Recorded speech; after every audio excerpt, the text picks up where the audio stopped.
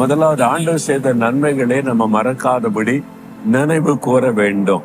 அதான் ரொம்ப முக்கியமான ஒரு விஷயம். தேவன் செய்த நன்மைகளை நினைவு கூர்ந்து துதிச்சிங்கன்னா தொடர்ந்து அவர் நன்மைகளை செய்வார். கடைசி காலத்துல மனிதர்கள் நன்றி அறியாதவர்களா போயிடுவாங்க என்பதாய் வசனம் சொல்லுகிறாரு. ஆனா நாம் அப்படி இருக்கக்கூடாது, நன்றி உள்ளவர்களா இருக்கணும் என்று ஆண்டவர் சொல்லுகிறார்.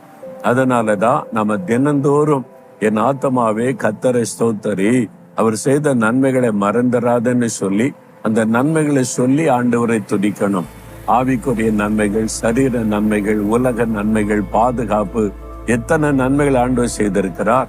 ஒவ்வொன்றுக்கும் ஆண்டவரை துதிக்க துதிக்க ஆண்டவர் பார்ப்பார், என் பிள்ளைகள் நன்றி உள்ளவங்களா இருக்கிறாங்க, அதனால நான் தொடர்ந்து அவங்களை ஆசீர்வதிக்கணும்னு சொல்லி தொடர்ந்து அற்புதங்களை செய்வார். நன்றி இல்லாதவங்களை தேவன் எப்படி ஆசீர்வதிக்க முடியும்? ஆண்டவர் செய்த நன்மைக்கு நம்ம நன்றி இல்லாமல்